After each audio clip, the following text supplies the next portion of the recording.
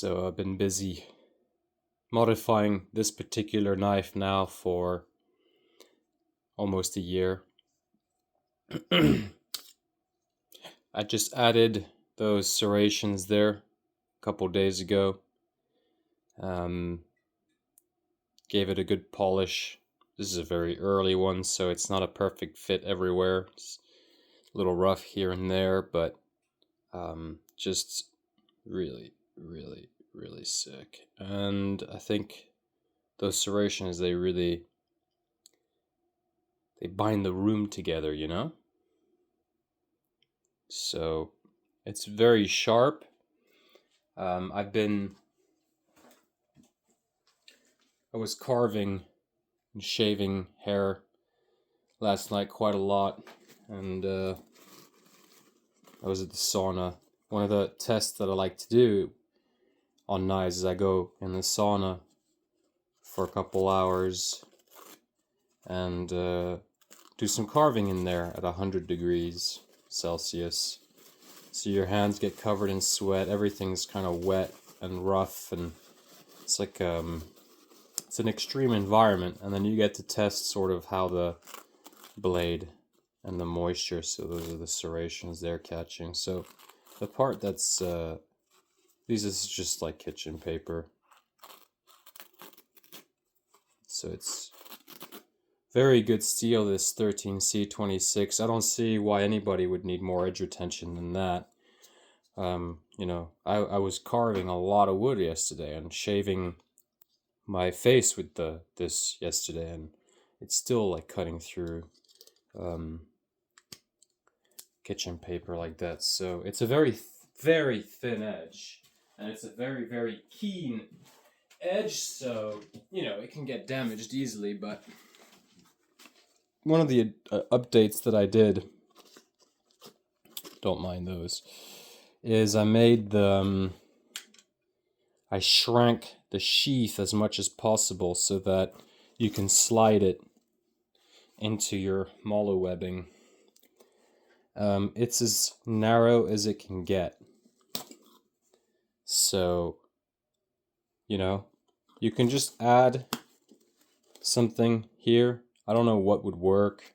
It's kind of like stud, you know, it would be cool like you have on the rifle slings. You can squeeze, there's like a ball lock, and you just click it down and it would just lock it in place, you know?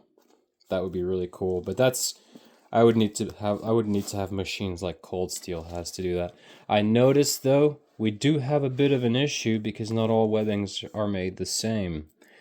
And this is the narrowest I can make it right now. So what I need to do is get a new jig and order smaller eyelets and just have smaller eyelets all the way around. Keep the two big ones here and then just have a series of smaller eyelets all the way around. The thing is, if I make it thinner, will it fit as snugly in this one? I don't know. I think this is Safari. I don't remember. That looks like a Tasmanian wolf. What were they called? Tasmanian. It's not a Tasmanian tiger. It's that extinct dog. And this is, I think, the Finnish company that does Savotta. They do for the Finnish military, because I think I didn't buy this. Let's just say I procured it third hand from the military somehow. Through help of a friend, I guess you could say.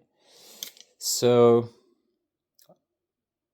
very, very, very cool looking blade. I think it's really successful in terms of like aesthetics and function. You know, for a scalpel, at the end of the day, it is a scalpel. It's supposed to be kind of vicious, and the idea is that it's very versatile. But this Serrations really completed the aesthetics on this particular blade. It's a bit dirty. I've been using it nonstop. The handle is very close to exactly where I want it, which is nice. So, nice little click. There's really I think really the only upgrade is the sheath. I need to get those smaller eyelets to get a smaller frame around them, because having a blade of this quality, like, it's a nice option to be able to just sort of pick up and put in your webbing, you know? And it's pretty lethal, like, it's, you know, for grappling, and it's something.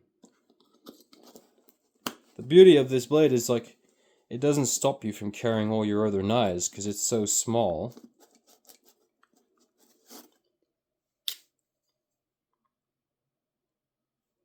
So there it is, guys. The V5 with serrations. Some people might prefer the serrations on this side. I put them on this side because, well, my brain just did. But I think for some people they prefer serrations on this side. When you're whittling wood, it actually kind of depends. But yeah. If you carve against wood with this side, so like this, then you get those teeth marks in the wood. And if you carve this side, you don't. But both sides are good for whittling wood and making fires, so there it is. I like being able to push top and bottom. I've been doing that a lot with the sheaths. I don't really do taco sheaths like this with too many designs, the rivet locks especially, because the rivet locks, they flare out the plastic so much that you eventually get crack down the spine. So it doesn't work with the rivet lock style blades. So ultimately, the best sheaths that are made of plastic you can get look something like this. It's a sandwich sheath with eyelets every 3/4 of an inch, 1 centimeter around. If you don't have enough eyelets, then you get splitting occurring between the spaces. And one manufacturer was clever. What they did is they deliberately left gaps between each of the eyelets for moisture to go through and stuff. And it's clever, but I think part of the reason they did that is because it hides any movement in the sheath that would otherwise separate layers. So they just deliberately made the gaps there.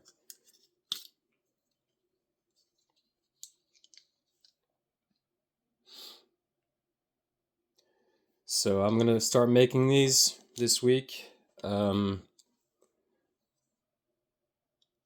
If there's some of you from America that are interested, gotta remember that the tariffs, the shipping costs are like $150 right now. I don't think it's gonna change. So,